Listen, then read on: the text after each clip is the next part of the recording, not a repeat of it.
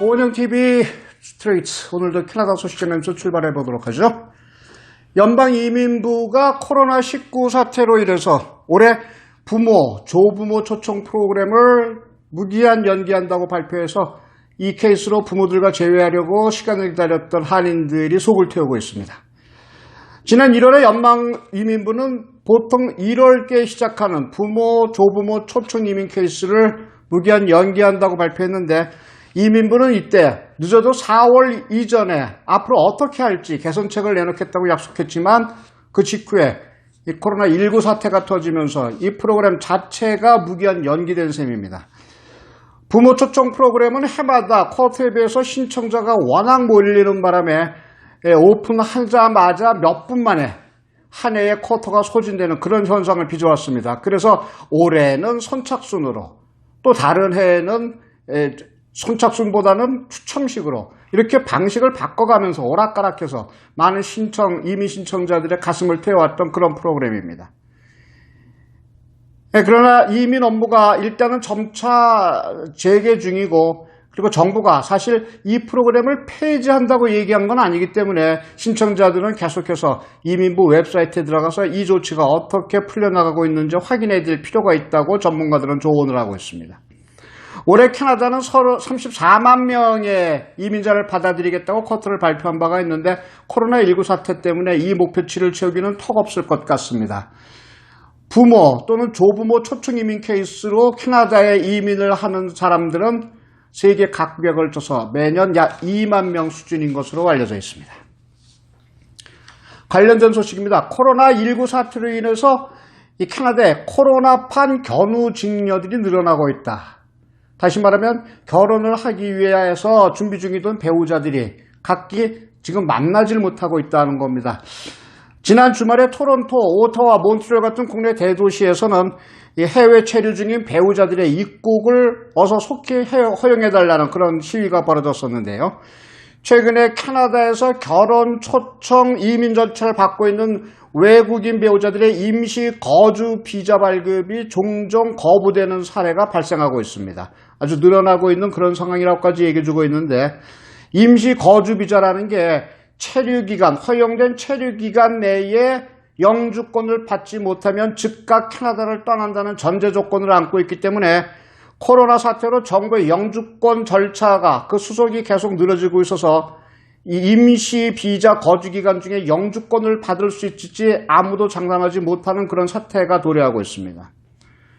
또 영주권을 받지 못하고 해외에 체류 중인 외국인 배우자들 역시 코로나 사태로 인해서 해외의 캐나다 공관들이 업무를 제대로 보지 못해서 이 역시 수속 절차가 늦어지고 있는 그런 상황입니다. 이와 관련해서 제니 관 연방식민당 의원은 마코 멘도츠너 연방이민장관에게 다른 건 몰라도 이 배우자들이 생이별을 하고 있는 이 사태를 마감하기 위해서는 이 결혼 초청 이민 임시 거주 비자 발급, 그리고 영주권 발급을 기존보다 속히 끝내줄 수 있도록 허용해달라고 간청하고 있습니다. 마코 멘도치노 연방이민장관은 이 서신에 대해서 아직까지는 묵묵부답입니다. 다음 소식입니다. 7월 캐나다 전국 주택시장이 40년 이래 월간 기준 거래 최대치를 보였다고 합니다. 이 코로나19 사태, 이게 또 무슨 수치이고 통계인지 의아스럽긴 한데요.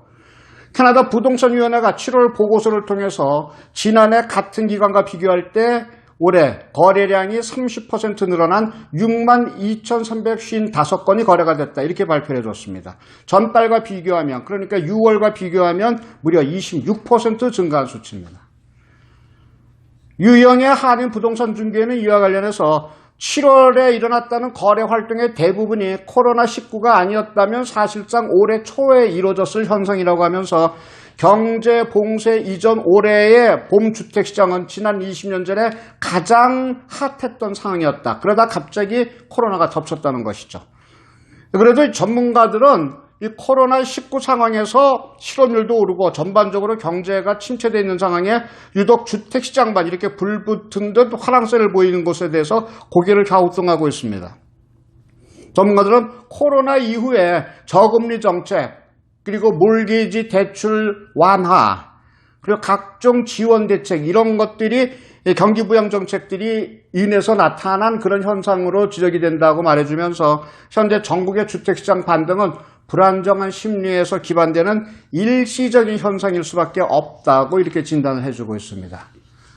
여름이 원래 주택시장이 활성화되는 시기이긴 하죠. 그러나 요즘 비상한 때인데 코로나19로 경제 전반이 가라앉는 상태인데 주택시장만큼은 활성화되고 있다. 모르겠습니다. 바로 주택시장이 활성화되고 있어서 국내 경제가 그나마 서서히 회복되고 있다는 진단도 가능할 것 같습니다.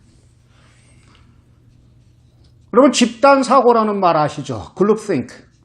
이게 그렇게 좋은 뜻을 가진 단어는 아닙니다. 한 무리 중에 실세가 자, 이거다. 이 길로 가자. 이것만이 살 길이다. 이렇게 외치면 그저 아무 거부 반응 없이 똘똘 뭉쳐서 그 길로 가게 됩니다. 이게 집단사고라는 것인데 부작용이고 뭐고 따지지 않습니다. 그러다 보니까 이 집단사고는 툭 하면 사고를 치기 마련입니다. 당연히 집단사고는 집단지성과는 별개의 의미입니다. 이 두 가지를 구분하는 방법은 간단합니다.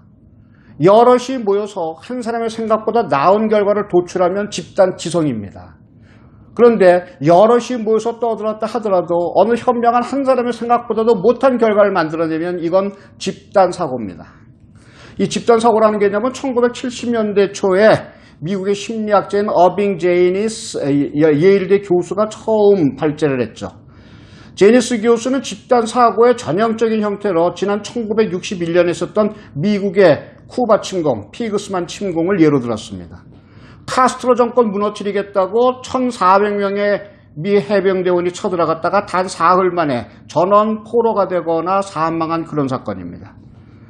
당시 미국 대통령이 누구였습니까? 존 F 케네디였습니다. 그 유명한. 자, 이 침공 결정을 누가 내렸습니까? 케네디를 둘러싸고 있던 당대의 내노라는 엘리트들입니다. 그런데 실패했습니다. 피그스만 침공은 지금까지도 미국 역사상, 미국 외교 역사상 가장 큰 얼룩으로 남아 있습니다. 자, 뭐가 잘못됐던 것일까요? 속으로는 이거 잘못된 작전이다, 실패할 확률이 높다는 생각을 가진 엘리트들이 있었음에도 불구하고 이 엘리트들이 입을 열지 않았다는 데 있습니다. 당시 대통령 안보특보였던 아서 술레이즈만은 자신의 회고록에서 이렇게 고백했습니다. 당시 나는 이 작전이 절대로 성공할 수 없다는 것을 알고 있었다. 그러나 나는 입을 열 수 없었다. 그게 그때의 분위기였다. 술레진저의 침묵은 강압에 의해서 요구됐다는 것이죠. 제니스 교수의 많은 심리학자가 집단사고, 이게 과연 뭘까 이렇게 많이 연구를 했습니다. 기업의 의사결정과도 밀접한 관련이 있는 분야라서 이 경영학자들까지 가셔서 연구를 했었는데, 근데 집단사고의 함정에 빠지기 쉬운 특성 몇 가지가 발견되더라는 것입니다. 그것은 바로 도덕적으로 우월하다는 의식이 강하고 배타적이라고 합니다. 그리고 리더 또는 리더 그룹이 매우 권위적이고 남의 이야기를 도통 들으려 하지 않는다는 특성을 발견했습니다. 나열하다 보니까 이런 특성, 이거 참 좀 익숙한 것 아니겠습니까? 도덕적 우월 의식. 이건 한국 정권의 트레이드마크고 도금합니다. 협치는 온데간데 없고 모든 인사는 끝없이 코드 인사로 메워지고 있습니다. 청와대 정부가 북을 치고 장구치기 때문에 정작 정부기관들은 힘을 잃고 주저앉아 있죠. 집단 내 반대 의견, 이건 아예 원천 봉쇄 수준입니다. 금태섭 전 더불어민주당 의원이 공수처법 반대했다가 치도원을 당했죠. 반대하지 말라. 반대하고 싶으면 차라리 침묵하고 죽치고 있어라. 이런 얘기입니다. 집단사고의 결말, 이건 한마디로 처참한 실패일 수밖에 없습니다. 국민을 절망케 한 부동산 정책, 조국, 윤미향을 둘러싼 끝없는 제 식구 감싸기, 개혁으로 예쁘게 포장한 검찰 부수내기, 이게 모두 집단사고의 함정에 빠진 결과물들입니다. 돌이켜 피그스만 침공 그 다음에 미국은 또다시 위기를 맞습니다. 당시 소련이 쿠바에 핵미사일을 설치하겠다고 나선 것입니다.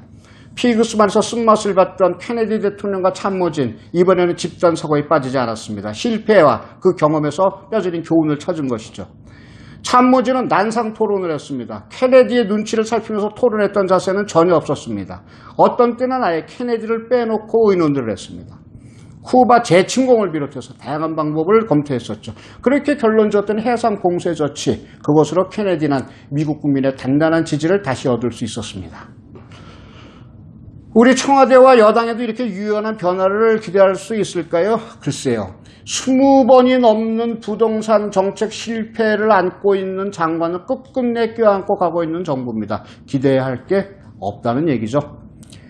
자, 엑셀레이터만 달린 자동차는 운전할 수가 없습니다. 브레이크가 필수입니다. 집단에서의 브레이크라는 것이 뭡니까? 당당한 반대 의견과 대안을 제시할 줄 아는 용기, 그리고 경청하는 자세입니다. 그러나 집권 여당에는 이것 둘 다 없습니다. 반대 의견을 낼 입도 없고, 그리고 그것을 경청할 귀도 없습니다. 절대 다수의 힘을 이용해서 그저 마냥 폭주할 뿐입니다. 집단 사고에서 빠져나올 기미가 좀처럼 보이지 않는 현 정권. 이 정권이 정신을 차리도록 흔들어 깨워주기 위해서는 아무래도 지금 필요한 것은 국민들의 보다 강한 철저한 외면일 것 같습니다. 오은영 TV 스트레이트, 다음 시간에 다시 뵙겠습니다. 감사합니다.